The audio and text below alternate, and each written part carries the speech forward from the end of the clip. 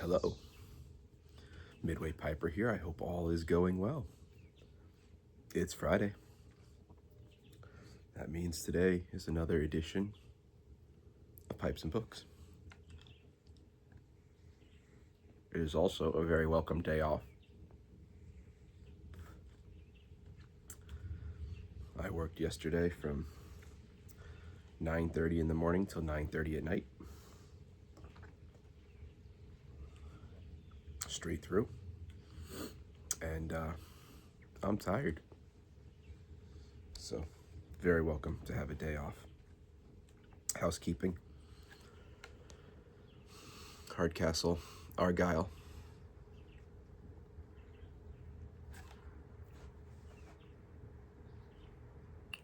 And in it, I have some GL Peace Ellipsis Flake.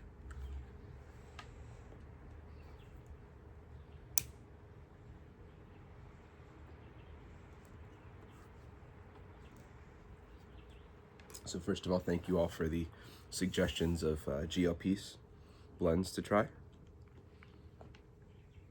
think I've narrowed it down to 4.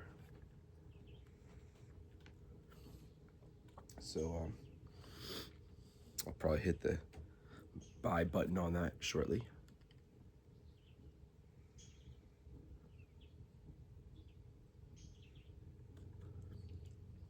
But yeah. So let's jump into what I've read this week. You know what? There's another book I forgot. Hold on just a second. And through the magic of the pause button, I'm back. All right. I had a very shockingly productive reading week somehow with all the work I had. So I finished 3 books. The first one I finished, The Bishop's Villa. This is a novel about an Italian town and the bishop's villa. The Nazis are coming through, and the bishop decides that he will lend the villa to the Nazis. And the slow changes that take place in town as the Nazis start bringing in, shall we call them, the deplorable groups that they assumed, and how that changes the town over time, and how resistance builds up outside of town, which gets the Nazis looking for sympathizers in town. And they arrest this main character, and sort of what happens with that. Good book. It took me a long time to get through it, initially the first half, and then I plowed through the second half over the weekend, last weekend. Not a very long book, just over 200 pages. Like I've said in previous videos, I'm generally not super into reading World War II themed books. But this was part of the Europa editions, and so I got it. And a good read. I haven't had no Europa edition books that I haven't liked so far. So if you're into World War II stuff, not necessarily about the war itself, but what was going on around the war.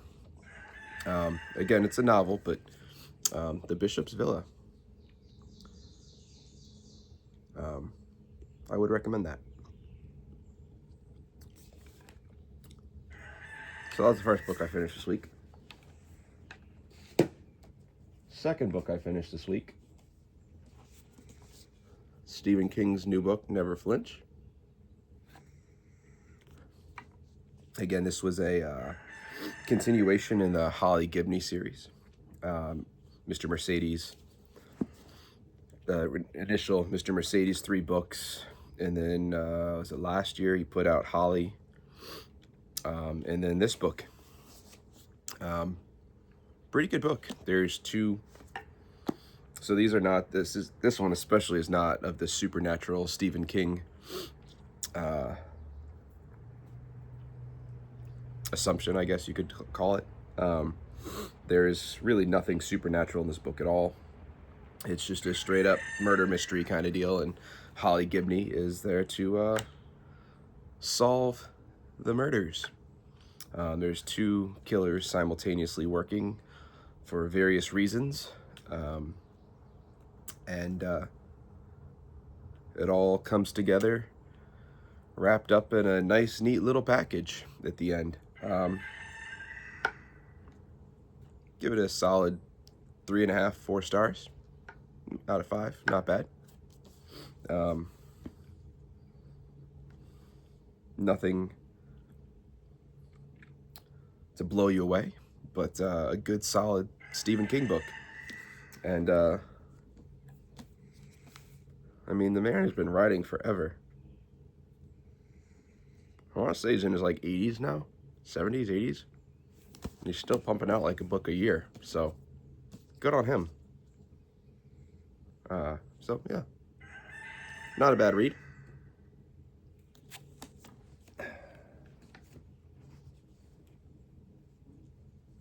Started that and finished it this week, so that was a good one. I did that on Audible. Actually, these next couple books I did on Audible, or am doing on Audible.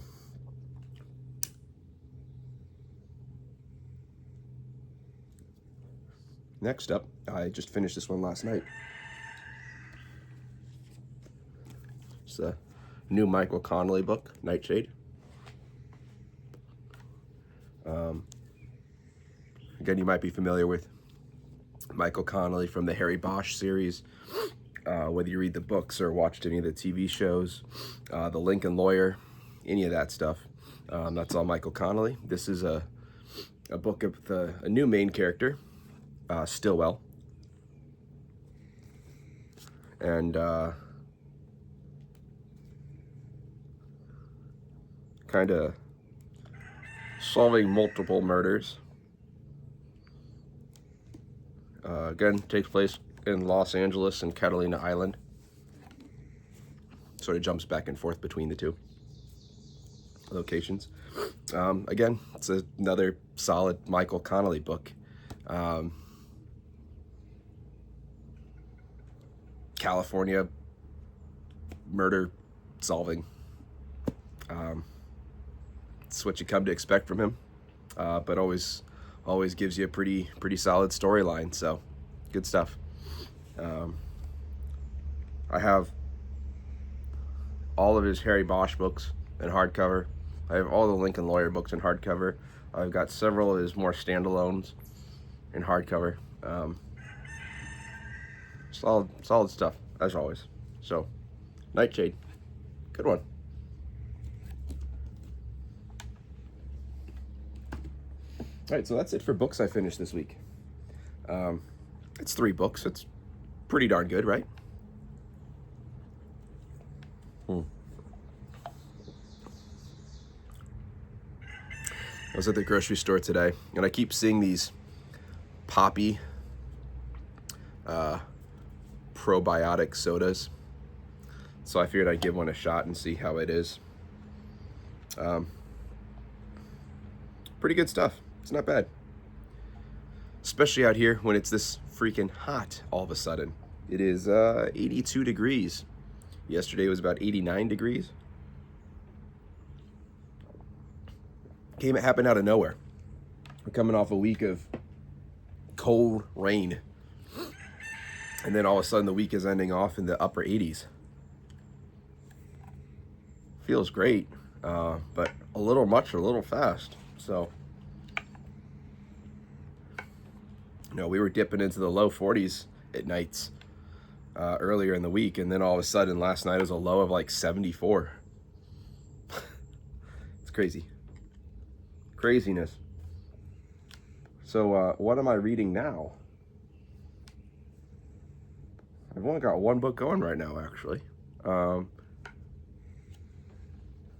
that book, Dharma Bums by Jack Kerouac. Again, this is one of those Penguin Classics deluxe editions. Fantastic artwork. Yep. This is one of the famous Jack Kerouac books, along with On the Road. This one is primarily sort of about a group of friends that are sort of into the whole Zen Buddhist thing that was associated, popularized, I should say, by the Beat generation, though many of them fell away from that later on in life. But it's a group of friends and some of their adventures and explorations of Zen Buddhism, but also hitchhiking, mountain climbing,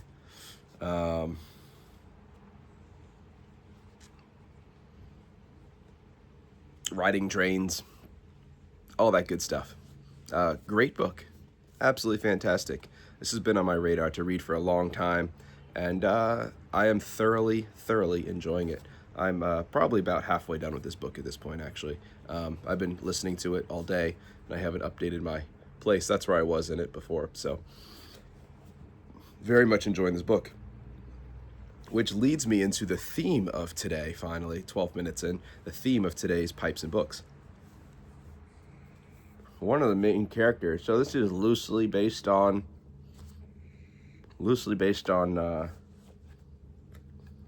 Jack Kerouac, who is sort of portrayed in this story by one of the main characters, Smith. And then one of the other characters that plays a huge role in this book is a guy named Jaffe Ryder. And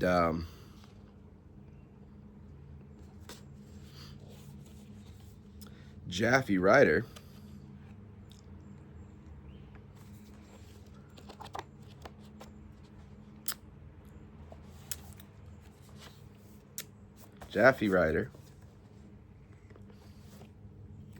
is based off of a real person as well.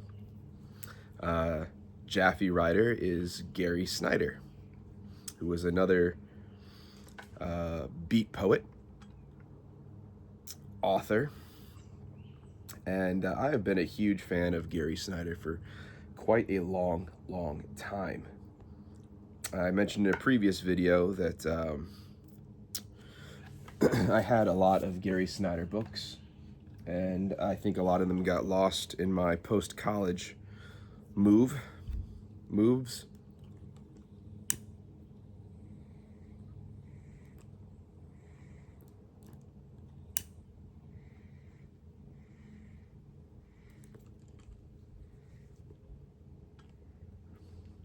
I forgot to pack down the flake before I brought it out here.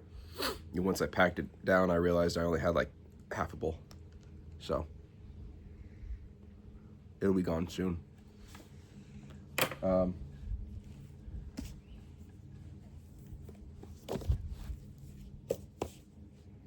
Let's see. Okay, here we go. So the Gary Snyder books I still had.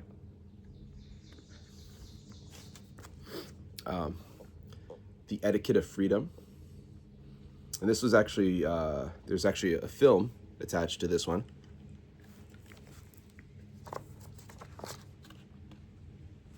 And it's a giant walking interview between Gary Snyder and Jim Harrison.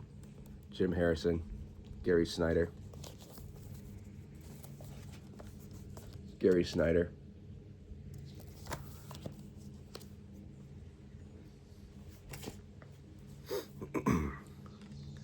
I also had The Real Works Interviews and Talks, 1964 to 1979. So it's a collection of interviews and such with Gary Snyder. It's a photo of him when he was younger.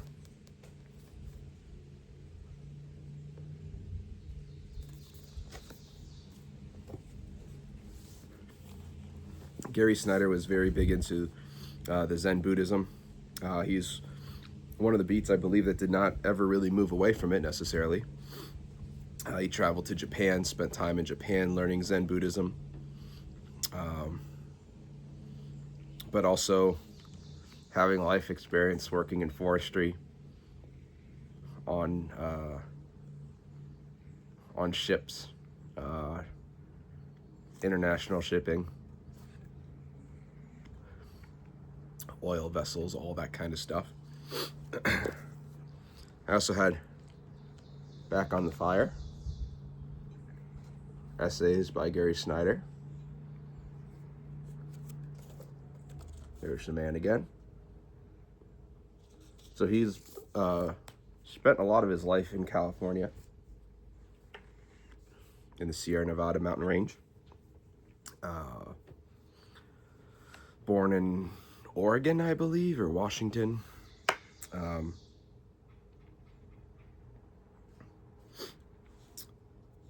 Primarily a poet, really, but also known for some of his essay writings, environmentalist, Zen Buddhist, and such. So I ordered a whole bunch of Gary Snyder books on eBay to sort of start rebuilding my collection again. Selected letters between Allen Ginsberg and Gary Snyder. Allen Ginsberg is one of the very famous beat poets and writers. Allen Ginsberg, Gary Snyder. Ginsberg is most famously known for his poem Howl. I don't think I need to explain what this is. Select your letters between the two of them.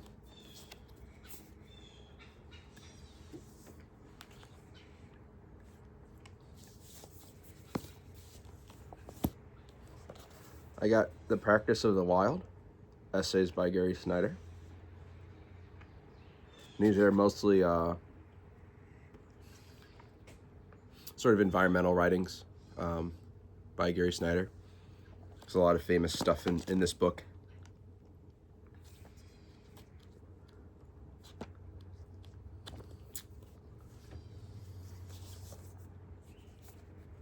And then the rest of these are Gary Snyder poetry books. Our Danger on the Peaks.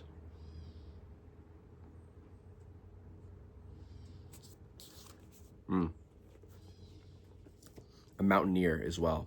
So that's a theme for a lot of his writings.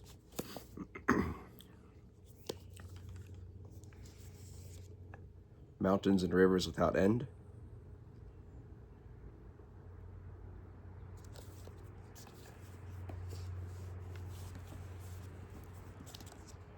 No Nature. So this is a collection of poetry from several of his books, actually.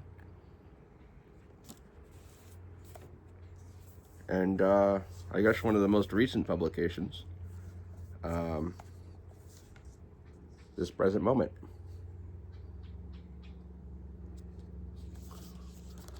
One of the more recent photos of Gary Snyder in his at his Northern California home, very Japanese-inspired home. I marked a couple of poems from these two books. I just wanted to read a couple of those to give you guys an idea of his writings. Haikus and such are a big theme of his. And one of the things I love most about his poetry is they really give you glimpses into, when you read the poems, you can sort of really imagine what's going on, what he's writing about. It sort of takes you to a different place. So I'll read you a couple of those real quick. if you're interested, I would highly, highly, highly recommend watching some YouTube clips of him reading his poetry, because it's magnificent, absolutely magnificent. He has a wonderful way of reading his poems. You could just sit there and listen to him read for hours, really, and very relaxing. I did actually get two of his books on Audible. Actually, yeah, two of his books on Audible. They're poetry books, and he actually narrates them himself. And right now, if you have an Audible account, they are on sale for 90 cents. I mean, $1.80 and you got two of his books of poetry read by him. If you're even the tiniest bit interested and you have an Audible account, just do it. Just do it. All right. So the first one is entitled "Why California Will Never Be Like Tuscany." There must have been huge oaks and pines and cedars, maybe madrone, in Tuscany and Umbria long ago. A few centuries after wood was gone, they began to build with brick and stone. Brick and stone farmhouses, solid, fireproof, steel shutters and doors. But farming changed. 60,000 vacant, solid, fireproof Italian farm homes on the market in 1970, scattered across the land. 60,000 affluent foreigners to fix them, learn to cook and write a book. But in California, houses are all wood. Roads pushed through, sewers dug, lines laid underground. Hundreds of thousands made of strand board, sheetrock, plaster. They won't be here 200 years from now. They'll burn or rot. No handsome, solid second homes for the 1,000-year later wealthy.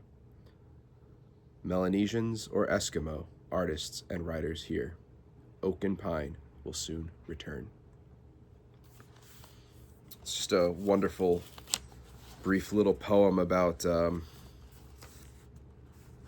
things changing, impermanence, which is a huge theme in Buddhism.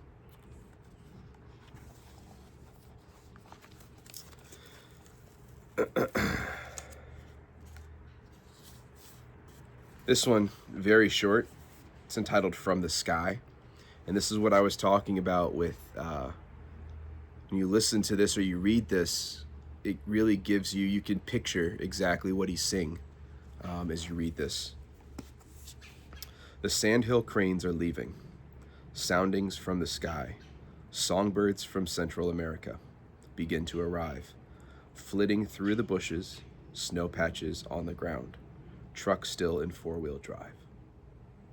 Simple.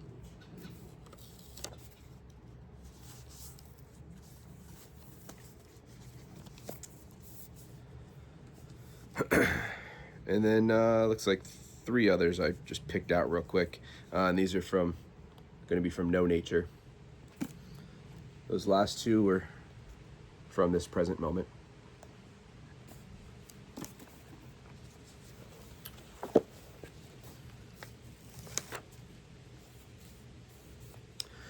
This one's entitled "Control Burn." And this is something that this is a problem that California, and really nationally, Canada as well, this urge to suppress fire, why it's led to so many of these massive wildfires. And this gives you a little background on how things used to be. Control burn. What the Indians here used to do was to burn out the brush every year, in the woods, up the gorges, keeping the oak and the pine stands tall and clear, with grasses, and get dizzy under them. Never enough fuel there that a fire could crown. Now manzanita, a fine bush in its right, crowds up under the new trees, mixed with logging slash, and a fire can wipe out all.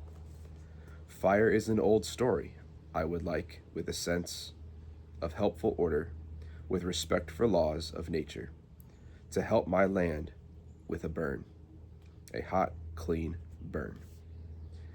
And then it would be more like when it belonged to the Indians before.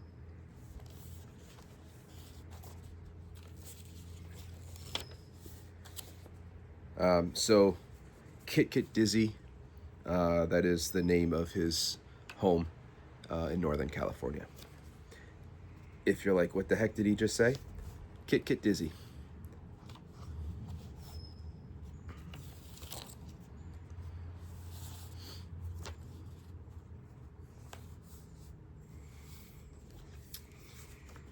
This next one,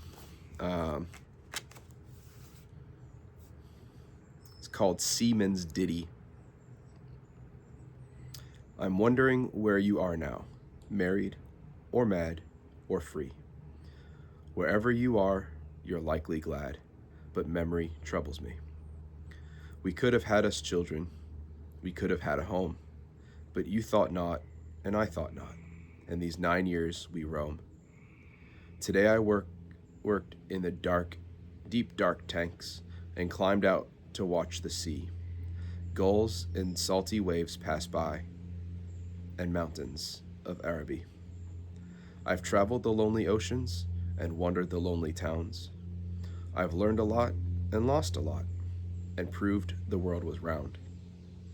Now if we'd stayed together, there's much we'd never known, but dreary books and weary lands weigh on me like a stone. So he wrote that when he was on a tanker in the Indian Ocean in 1959.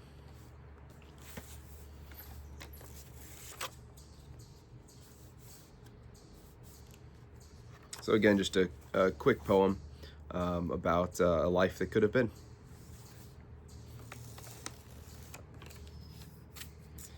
And the final one I selected, he wrote in Kyoto, Japan. And this is entitled Bomb Test. The fish float belly up, for real. Uranium in the whites of their eyes. They've been swimming deep down where it's black, when a silvery snow of something queer glinted in. From cirrus clouds to the seamounts, through all the food chains, shrimp to tuna, the currents riding the waves.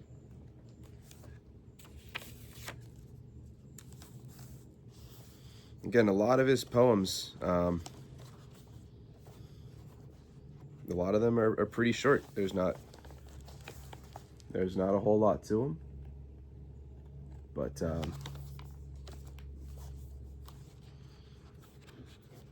this is what I've been sort of reading throughout the week, as far as a physical read goes, because I know I wasn't going to have much available time to sit down and really read a book.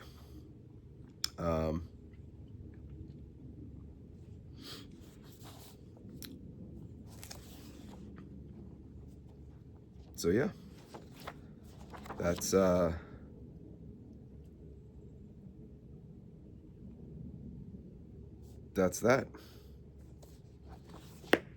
So Gary Snyder, if you're interested, lots of great poetry, lots of great essays.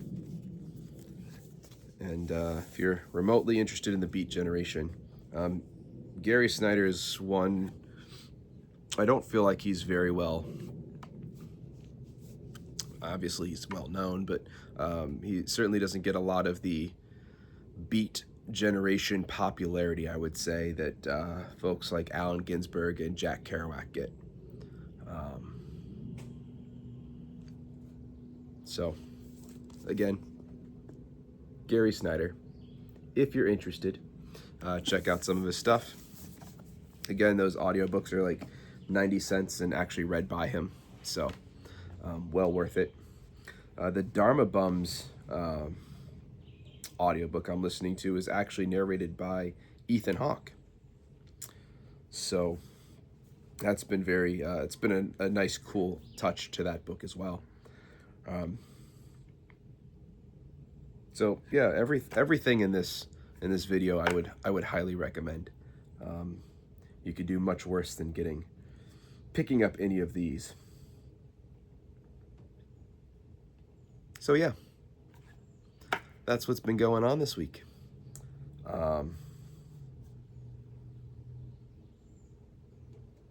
The birthday sale on my website is going to be coming to a close soon.